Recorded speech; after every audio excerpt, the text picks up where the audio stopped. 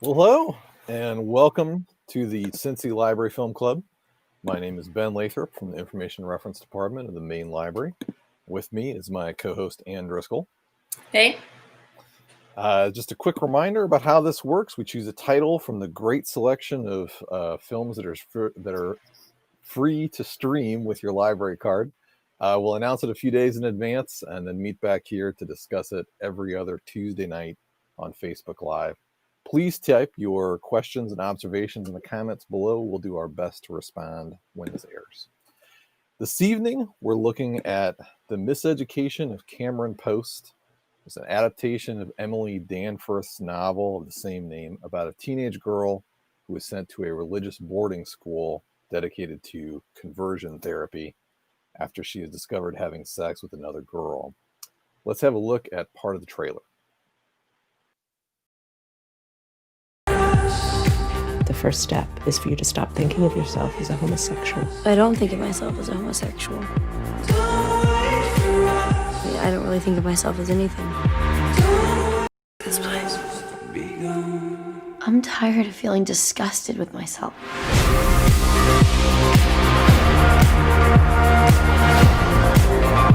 You have no idea what you're doing, do you? Stop it!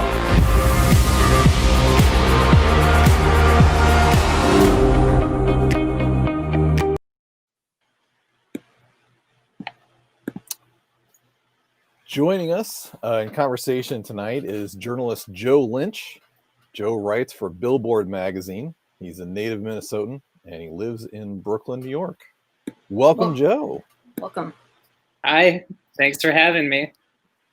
So, Joe, you've been instrumental in developing Billboard's focus on LGBT acts in the music industry. Can you talk a little bit about Billboard Pride and what kinds of events and content you guys have been doing?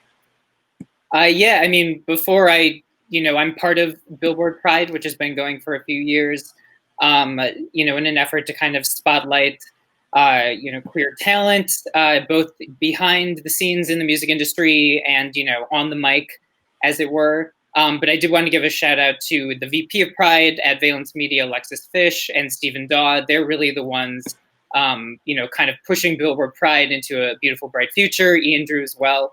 But yeah, just last month we had our second annual Pride Summit, which, as one might guess, was not in person because those things just aren't happening anymore.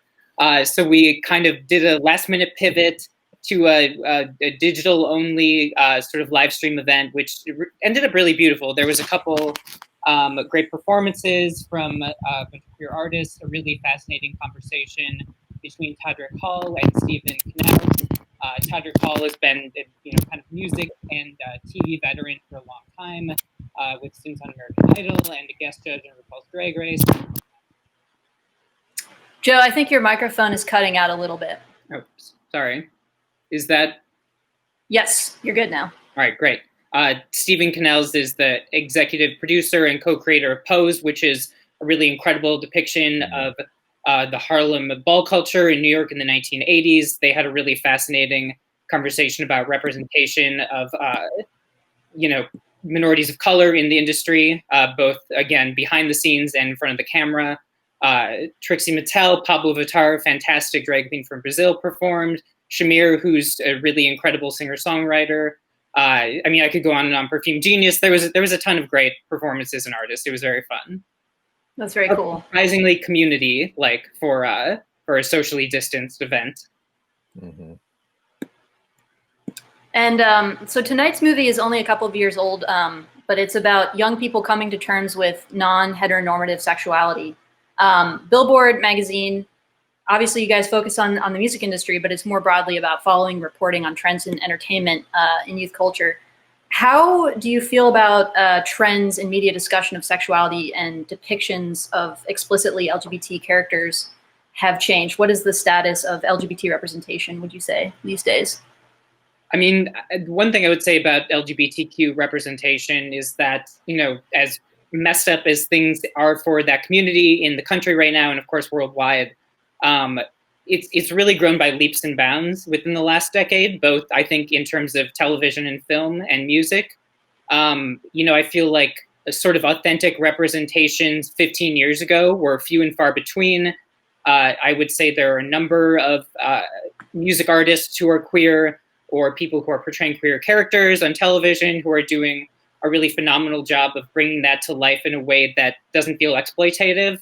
And I think it's a really positive sign that at this point, 20 years ago, there just weren't out gay pop stars. Now the conversation has shifted to why aren't the out gay pop stars using same-sex pronouns in their music? So it's, and which is, a fair question. And so I feel like we've kind of progressed along the same lines in television. It's like in 90s television, being gay was kind of a joke. The characters would pop up for comic relief. Frasier might get confused as a homosexual. Everyone has a good laugh.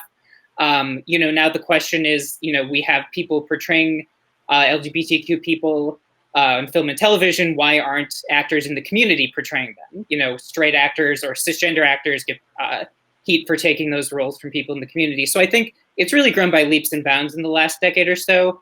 Of course, there's always room for growth. Most of these things, as anyone who created the show Posed is happy to tell you, it was an uphill battle to get this story about primarily about Black trans women on television. It took years, and it's, I think, one of the best things that's come out within the last 5 years, period, regardless of queer culture or straight culture, or, anything in between. But yeah, so it's tough to get that representation. It's always hard fought. But I do think it's come significantly a long way. Yeah, and Billboard Magazine and Billboard Pride have been really at the forefront of documenting that and encouraging that. Yeah, I mean, we've done, I don't want to pat myself on the back too hard at all. I think a lot of other people did so much of the really important work, but it's definitely, we care a lot about representation and about doing, using our voice in the way we can to push the community forward. Like, just so many of these artists, are putting out incredible stuff and it just doesn't get the attention. And a lot of that has to do with, it's just where people want to put their money. They see a young, straight, white male doing pop music as, a better economic proposition than a 16-year-old queer Black male. And that's not a reflection of quality. It's just investors seeing dollar signs. So it's, how can we use our platform to draw the attention to these people who are otherwise getting ignored by people who just care about the bottom line. It's very cool. And we have a lot of questions for you about the music in the film, Miseducation of Cameron Post, that we'll loop back to. But I think first we just want to give some background on the topic of the film, which is conversion therapy. It is. Yeah. So this film, as we said briefly before, it's about teenagers who are being subjected to a religiously motivated counseling that denies the existence of homosexuality and instead attempts to cure what it calls same-sex attraction. And the term isn't used explicitly in the film, at least not to my memory, but this process is generally referred to as conversion therapy. Conversion therapy has been thoroughly denounced by the American Psychological Association and the American Academy of Pediatrics as being not only ineffective, but very dangerous. Many of you may remember the tragic death of the local teenager, Leila Alcorn, whose suicide inspired a petition for a national ban on the practice. Several states and upwards of 70 cities, including Cincinnati, have banned conversion therapy, but it is still practiced in many places in the country and around the world. Yeah. And the kids in the film, they're treated as though they're in recovery for a substance abuse problem. Cameron, the protagonist, played by Chloe Moritz, acknowledges that the so-called therapy she's undergoing is a form of emotional abuse during a pivotal moment in the film. And this isn't the first film to address this. But I'm a Cheerleader addressed it in the 90s, and more recently, Boy Erased addressed it. So just to talk about this right at the forefront, Joe, the conversion therapy boarding school in the film, it's called God's Promise, and it's run by a counselor named Rick who claims he's recovered from same-sex attraction. Those are the terms that are used in the film, recovered and same-sex attraction. And it's also run by his sister, Lydia. It's definitely less campy and it's a more serious portrayal of conversion therapy than the one in But I'm a Cheerleader. And I was just wondering what your impressions were about how the film brought to life this kind of environment, which is, it's sort of hard to wrap your head around. It's sort of part summer camp, part boarding school, part 12-step recovery meeting center. but in service of this this dangerous and ineffective form of quote unquote therapy. Yeah, I mean, that was one of my favorite things about the film. I really enjoyed the movie overall. I actually hadn't seen it before. And, you know, I'm someone who enjoys their high camp very much, but I'm a Cheerleader is a classic.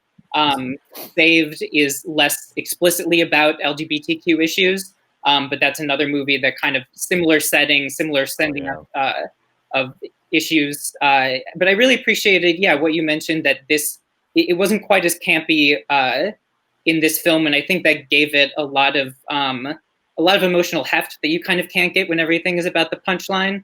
There's a fantastic scene where they're watching the Christian band, and there's the girl who got kicked out of one because of her same-sex attraction.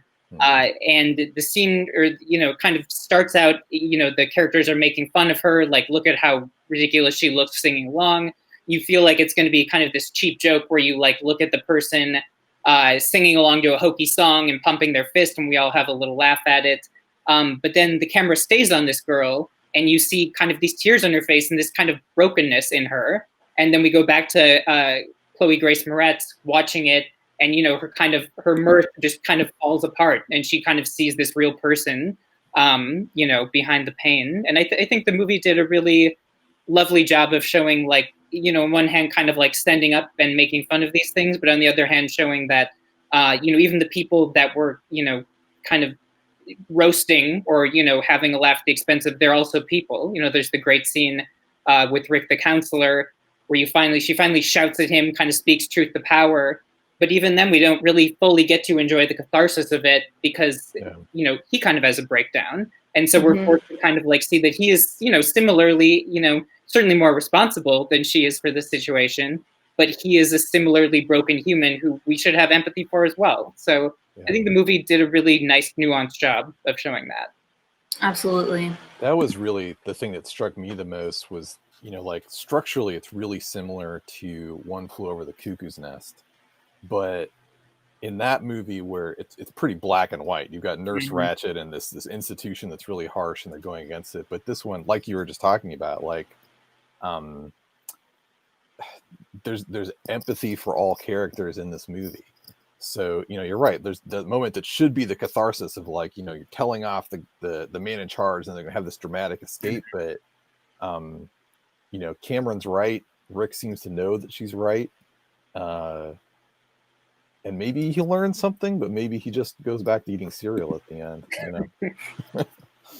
Yeah, Lydia is a pretty sort of inscrutable character. She's when I first saw the film, I was struck by how reptilian she is. She plays Rick's sister, who is kind of the puppeteer of the whole operation, and there isn't much empathy or light behind her eyes.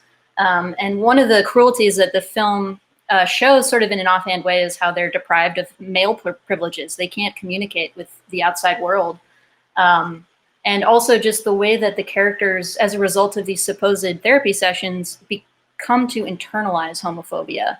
And the scene that was, of course, really powerful is the one involving the young man, I believe his name is Mark, who is dealing with trauma related to his father, and has a moment where he's reciting a biblical passage, and that then culminates in a very upsetting moment of self-mutilation that's alluded to. And so, yeah, it just shows how this whole process is sort of perverting people's growth, because they're learning to hate themselves. Yeah, absolutely. And that was, that was probably the most powerful scene for me. Seeing this person try to kind of, deal with the rejection, both from their father and, the connection between that and their faith and a sense of self-worth. It was brutal, honestly, to watch that. Yes. What did you think of the performances? Because we were talking about Rick, the counselor, and his sister, Lydia, Rick is played by John Gallagher, who got his start in Spring Awakening on Broadway. There's a lot of really great theater actors in this film. The actress who plays Erin, Cameron's roommate, is originated the role of medium Allison in Fun Home, and actually was nominated for a Tony. Marin Arlen plays Bethany the teacher. So yeah, there's a really excellent supporting cast that kind of, I think, carries the film, and Sasha Lane is excellent as well. Yeah, I mean, the cast is, and I would say I agree with you that the woman who kind of runs the camp is a bit reptilian, but Jennifer Ely, who's of that great BBC Pride and Prejudice miniseries, right? It still does a great job. I believe his name is Forrest Goodluck, who is also in The Revenant. Plays the Native American Two-Spirit. That was also really incredible. I thought that they included that. That's just something a lot of people aren't aware of. That literally hundreds and hundreds of years ago, Native Americans were talking about in various tribes, this idea of Two-Spirit, of having a female and a male soul, and this sort of idea of a third or even a fourth or fifth gender. So, these are not new concepts. All of this stuff has quite a bit of history to it. There was even a famous Two-Spirit in, I believe, the 1800s who visited Grover Cleveland in the White House. And so kind of to shine a light on an underknown part of American history was very, very cool. But like you said, the cast is just phenomenal. From Rick to all of her friends, to Forrest, it's just, there's a lot of, you see the pain, but also the kind of resilience behind a lot of the characters' eyes. And then a lot of the other ones do a fantastic job of kind of showing the struggle and, delusion that you end up going through. Yeah, some of the characters never buy into it at all. The Forrest Goodluck character and the Sasha Lane character, they are completely aware, and they have never you never get the sense that they've internalized the homophobia.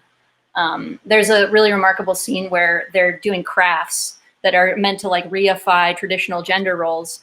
And the Forrest Goodluck character says, just consider this a test of how far you can take the BS. Basically saying, this is almost like a game that you can create to survive this bizarre sort of indoctrination. And I feel like that speaks very truthfully to a certain kind of queer experience where in order to navigate reality, you have to learn how to sort of learn codes and learn metaphorical connections. And I thought that was really cool. Although the film definitely tackles this issue with a lot of sensitivity, I would say it's definitely not a perfect or flawless film. One sort of bone to pick I have with it is the backstory of Cameron and her girlfriend. So we find out that Cameron has been sent to the conversion therapy center because she was caught having sex during prom with a girl named Coley. And the flashbacks to this relationship depict them constantly being intruded upon. And I would argue that the relationship lacks depth, and that these scenes of their intimacy being intruded upon are kind of, I would argue, a little bit gratuitous in terms of not really allowing them to have that moment of intimacy, although perhaps that's the point. What did you think about how the film depicted this relationship between Cameron and her girlfriend, Coley? I mean, I agree with you, but I also kind of see it both ways that you're seeing it. I feel like, that was a thing that stood out to me, is that character didn't quite feel as real as the others. And maybe that was part of the intention of the film. But it certainly, you kind of didn't get a sense of, other than literally seeing how their flirtation started, you didn't really get a sense of the connection other than her literally telling you how much she liked this girl. And then when she receives the letter later on in the film, that's, essentially a breakup, and also I was never gay to begin with sort of thing. You kind of have no context to think like, well, is this real? Is she just capitulating to her parents and society? Was she pushed along? Is she internalizing her own homophobia?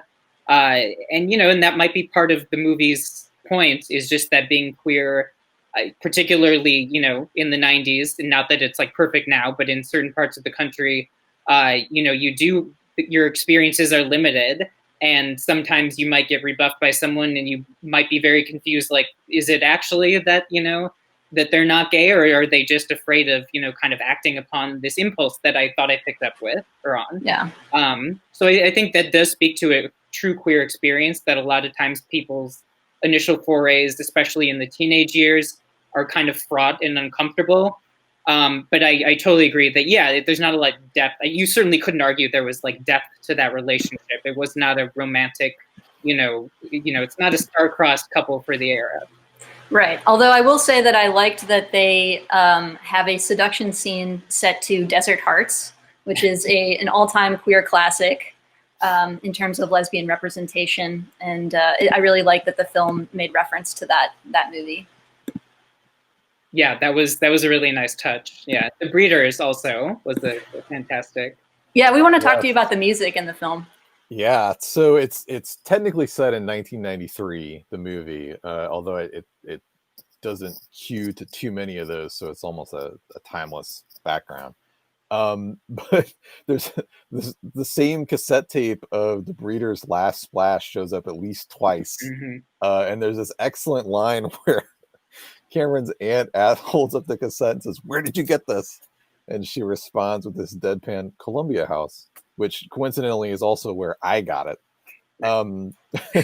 But there's also the great Four Non Blondes sing along in the kitchen. There's karaoke night with Celine Dion's "Where's My Heart Beat Now," and music is so integral to the life of teenagers, and I'm sure that they can only license so much of it. But we were just curious to hear, what did you think about music in the film? I really, aside from just being a big fan of The Breeders' Last Splash, which is always fun to see.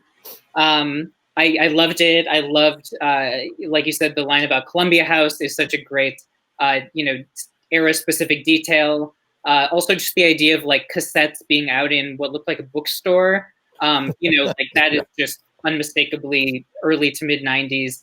And kind of what Anne was saying with these coded queer behaviors, I think they did a great job selecting, Four Non Blondes and The Breeders as, the kind of things that someone, a young queer person growing up in that era, particularly, if you were a lesbian, you might kind of like find yourself steered towards that.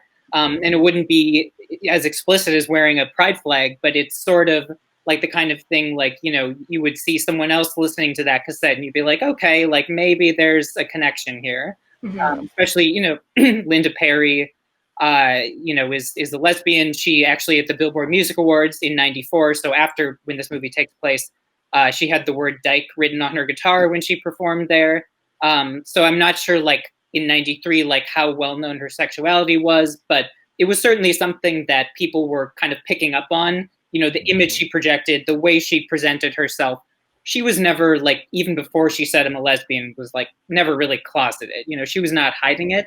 And I think selecting Four Non Blondes as this moment of like a cathartic sing-along that kind of unites everyone was really smart, because you kind of get a sense, even if Cameron doesn't know that Linda Perry is a lesbian, there's kind of she's picking up on something there. I think that's very true with a lot of, a lot of music that queer kids are kind of attracted to as teenagers. It either kind of has a gender bending sensibility, or, it is someone who's out or closeted. Yeah. Just subjectively, I remember when I was, basically between the ages of 12 to 17, I was obsessed with Fiona Apple. She was my complete goddess, idol, songwriter genius. But there was definitely an element of her iconography that was, really interesting to me as a queer person. And I'm just curious about that connection that, that you think that LGBT kids have coming of age, finding comfort, finding validation through these queer pop stars. If you had any that you wanted to share from your youth, or also if you have any that are out today that are kind of at the vanguard of like being LGBT pop stars for the next generation of kids. Yeah, I mean, in terms of what's out there now, I mean, it's really unlike what it was when I was growing up. I mean, it's in a phenomenal way. Like there are a number of very out and vocal and proud and quite talented LGBTQ singers in, any variety of genres. Mickey Blanco is incredible. Haley Kiyoko, who is known as Lesbian Jesus by her fans. Victoria Monet has co-written a number of Ariana Grande's biggest hits, and she also has a fantastic solo career of her own. There is a wonderful singer, Shia Diamond, who was sent to a prison, misgendered, sent to the wrong prison, but is a fantastic trans singer with a lot of important messages in her music. Perfume Genius is, I think, a genius. And then, of course, there's Troye Sivan, who starred in, or didn't star, but featured in Boy Erased, which was also about conversion therapy. He is a pretty remarkable, thoughtful pop star, the kind of, sad boy pop that's popular these days. So there's a lot for kids to get inspired by and really turn to. Mine is probably as painfully obvious as you can get. It was Madonna, who is, obviously not gay, but is a gay icon, and kind of this sense of, for me, it was very much of, she was raised Catholic and was, essentially made to feel guilty about her sexuality, and her entire career is kind of about owning her sexuality and throwing it back in the face of people who tell her not to do that. So, I think that's part of her attraction, at least for me, to the queer community, is this sense of, being raised and told that certain feelings are wrong and don't do it, but then kind of owning it and being comfortable with it and flaunting it.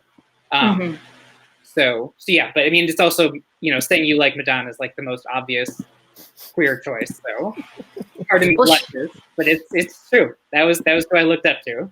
Joe, did you get to meet Madonna, or did you? I've been in the same room with her. I've not met her. I would probably not want to talk to her, honestly. I mean, I love her, but I would be don't meet your idols, sort of thing.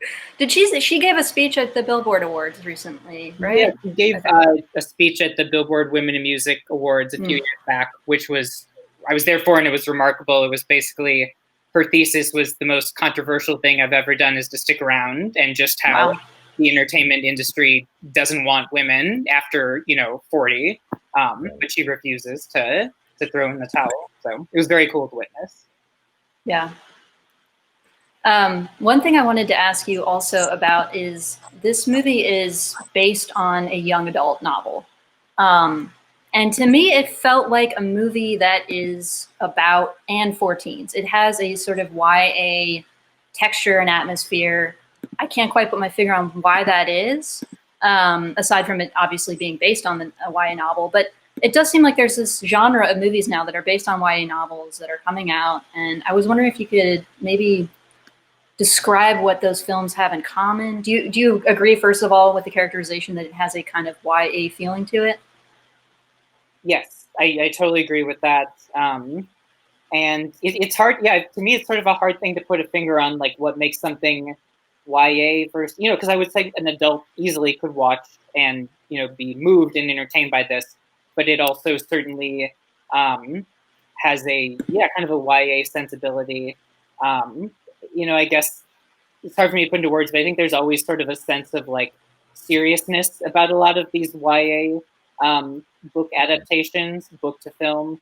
It seems like the stuff, like we were saying, but I'm a cheerleader. That's just kind of very filmish, cinematic, campy. The stuff that's more YA adaptations, The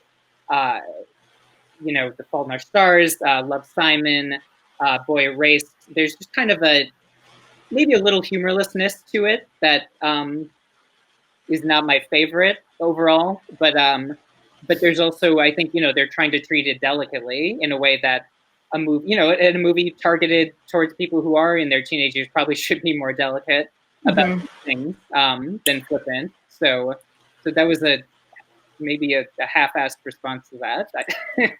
Well, speaking of humor, Desiree Akhavan, the writer and director, she made a series called The Bisexual for Hulu, and I watched it to research for this program, and I thought it was hilarious. And there are moments of humor in Miseducation of Cameron Post that are really potent. And I thought the Sasha Lane character, the Forrest Goodluck character were just hysterical. There was also a scene where Rick changes the tire when they're out on the field trip, and everybody claps really kind of rotely, and that to me was quite funny as well. But yeah, she's a wit. She is a really strong writer, I think, and has a really sharp comedic sensibility that comes out really more through the supporting characters in this film than I would say through the character of Cameron Post. I think that's totally fair. I saw her debut film, Appropriate Behavior. I haven't seen The Bisexual, but her debut was also kind of about her bisexuality and awkward queer sexual experiences. And yes, that is a hysterical movie. She has a really fantastic wit with writing and directing. Yeah. Bless Her Size is real, by the way. The Bless Her Size? Yeah. Yeah. They apparently the writer Emily Danworth invented the character of the Bless Her Size instructor, but they were actually able to locate the footage and get the rights for it. So that is real footage that you see in the film of this. And for people who maybe don't know what we're talking about, it's basically jazzercise aerobics tapes with a Christian bent that are used in the film. That's insane. I can't believe that's actually real. But yeah, another nostalgic detail that really cracked me up was the fact that she's drinking a Mondo cooler. Touched as well. Yeah. And just the way that she's styled, you know, her track suits and the kind of cool like flip that she has in her hair is just so unmistakably early 90s. Yes. Oh, and at the very end, I love the Clinton Gore. Oh yeah. Sticker on the pickup truck. That was just a perfect little cherry on top of that ending. Yeah, let's talk about that ending. Actually, what do you think what's in store for the characters? Because it's for me, it's very heartbreaking because they're leaving. They're escaping this very unhealthy situation, but as one character articulates, they say, you know, like we're going to be on the streets if we don't participate in this. It's either karaoke in this gay conversion place, or it's being on the streets. And so that looming threat of being financially cut off from your parents is really the psychological abuse that hangs over the whole film. And there's just that uncertainty of what is going to happen to these kids, where they're going to go. Yeah, the ending was interesting, and I had a similar sort of reaction. I felt, you know, on one hand, there's sort of a hopefulness, an upbeat quality to it. They clearly are enjoying themselves more than they were at the conversion therapy camp. But yeah, you absolutely think, well, what's next? I mean, you know, the rates, even to this day, of LGBTQ homelessness are pretty staggering. I think it's teenagers who haven't yet turned 18, 10% self-identify as LGBTQ, but of the homeless teenager population, 40% are LGBTQ. So, you know, it's a major problem. And yeah, you absolutely wonder, like, was their future just ending up, as you said, on the streets? You know, how are they going to survive in the world? It's sort of, so there is sort of like there's a big question mark, a kind of heartbreaking question mark too. I mean, it's almost really another movie, you know, what happens after that? Yeah, it's very bittersweet. A little bit of like it's kind of a cinematic quote for the ending of The Graduate, where you got this like arc of the characters and then it ends suddenly, but kind of more realistically, right? Because they there's not like a shootout at the camp or something. They just leave, you know, they leave it behind to set their lives on. But yeah, I was a little torn. I appreciate the ambiguity of it, you know, and I'd like to hope that they find some kind of solution that's not the most dire one. But yeah, and the ambiguity or ambivalence is almost encapsulated in the Clinton Gore bumper sticker, because it's like sort of a sign of progress maybe to the person who is bearing this bumper sticker on their truck, but it's, you know, the 90s were by no means a time of total progress or gay liberation either. I mean, there were victories and losses during that period, you know, with Don't Ask, Don't Tell and DOMA and that kind of thing. And so, yeah, there's a lot of ambivalence there, I think. Joe, I want to go back to the Billboard Pride Summit and prom that you were talking about. So that benefited the Trevor Project, which is the leading national organization providing crisis intervention and suicide prevention services to lesbian, gay, bisexual, transgender, queer, and questioning young people under 25. As we already talked about, the film today includes a character who self-harms. This is very relevant. And according to the statistics provided by the Trevor Project, LGBT youth are 5 times more likely to have attempted suicide as heterosexual youth. That's just staggering to me, 5 times. And 40% of transgender adults reported having made a suicide attempt, most of them reporting that they had attempted before the age of 25. So statistics and stories, this heartbreaking and grim, they really highlight how much progress still needs to be made. And I think they also highlight the importance of telling LGBT stories. Do you have any thoughts on the importance of of representation in pop culture, which you've already talked about and sort of the strides that are being made, but how that can fuel activism and social change. I think it's absolutely essential to fueling both activism and social change. I think it's harder for people who may be, homophobic or transphobic, or maybe they don't consider themselves that way, but they are on the, but they low key kind of are. Just seeing representation, seeing authentic and in-depth representation that these are people who just, we're all human beings. They're just going through their own similar struggles. You might brush it off because you don't see what the big deal is, but well, here, we add this, tertiary character on a TV show, and, suddenly you kind of understand a little more, why life has been specifically difficult for them, or why things that you consider harmless are actually harmful on, trans or queer youth. So I think there's a kind of mind-openingness. And I think this is on the top of my head because Naya Rivera just died, but Glee was, I think, and there's certainly a show you can take pot shots at.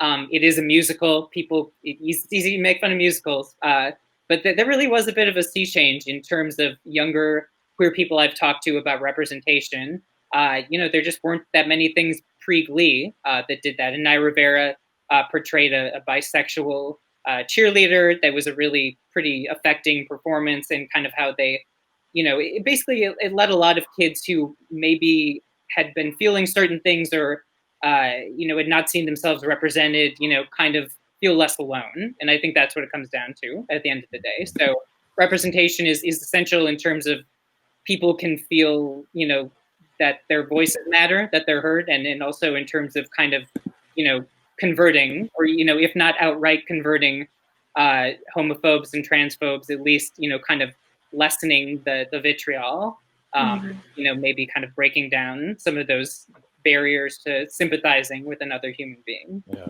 Wow, very well put. I agree. Even in sort of like a lighter way, like Roger Ebert has this quote that's pretty famous about movies being an engine or a machine that creates empathy. Mm-hmm. And that's the thing that, with this particular movie that struck me, that like it's about these kids sort of struggling through all the questions, and you don't get a real easy answer of good guys, bad guys. You get to see the nuance around the situations, and whether or not you're seeing yourself explicitly in those characters, or you're seeing just part of yourself in some of them, to just build that empathy and build that understanding with what people are going through. I don't know. I believe that it has a real tangible effect. Not as it's a slow build, but it seems like it's the right direction anyway. Joe, do you have any recommendations for other queer coming of age films that are particularly powerful or entertaining, either from the canon or more recent? I did, and I can't think of the name of it now. But let me think of something that I can think of at the top of my head. I'll go first. Yeah, you go first, please. Let me search my brain. Okay.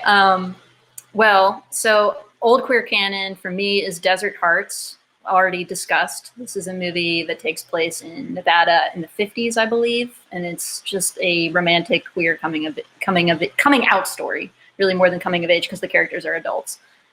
Go Fish from the 90s, I think, is brilliant. Black and white film starring Guinevere Turner, who co-wrote it with her girlfriend at the time, Rose Troche. Just wonderful new queer cinema, really engaging, funny, sharp, witty. New queer canon, this might be controversial to say, but I think Booksmart and Can You Ever Forgive Me are both, they're sort of almost like mainstream films that aren't necessarily coded as queer, but I think they're great queer films because one of the main characters in Booksmart is lesbian, and Can You Ever Forgive Me, the protagonist, sort of anti-hero played by Melissa McCarthy, is lesbian. And I thought both of those films are excellent. Pariah is wonderful. by Dee Reese, and obviously my favorite movie ever, Carol, definitely is at the top of the list. I was gonna jump in that Booksmart has that quality that Joe ascribed to Glee. I think, like it's just sort of works it into the story naturally. It's not, like you said, it's not a gay story, as it were. It just has gay characters. And there's also a great perfume genius music cue in Booksmart as well. He's all over the place. His music. Sorry, are there pronouns he, him, or they? He, him. Okay, yeah. He also has a music drop in the Bisexual as well. Oh, really? Yeah, he's like the go-to for good music to have during a queer film. Well, I've not been able to remember the name of the movie I was thinking of, so I'll just shout out. We've talked about this before, Anne, but Parting Glances is a fantastic film. Incredible. Starring Steve Buscemi as someone. It's kind of just a really illuminating portrayal of just kind of arty gay life in New York in the 80s. It's one of the few movies to portray HIV in a way that's not super maudlin.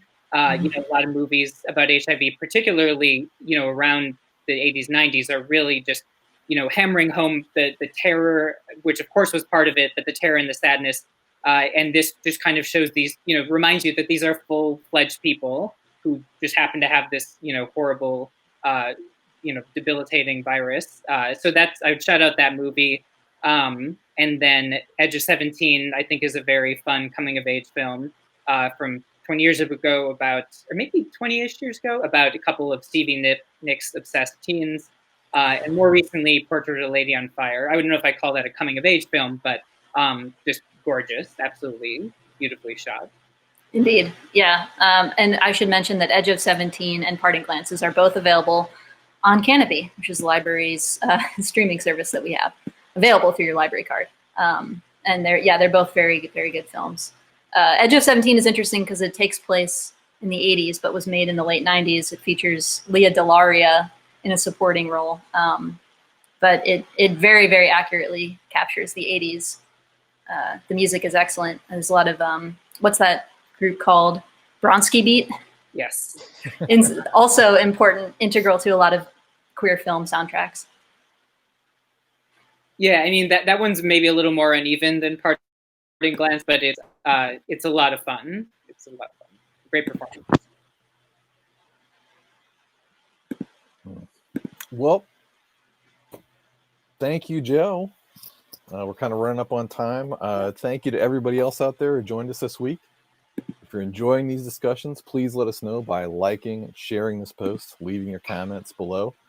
We're going to be back Tuesday, August 4th to discuss a classic 1960s jidaigeki, which is a genre that is essentially to Japan what the Western is to America. It's called The Sleepy Eyes of Death. It's free to stream on Canopy. We'll be joined by Christopher George of the Northern Kentucky Kendo Club for some color commentary on the sword play. Should be pretty fun. So again, thank you all, and we'll see you next time.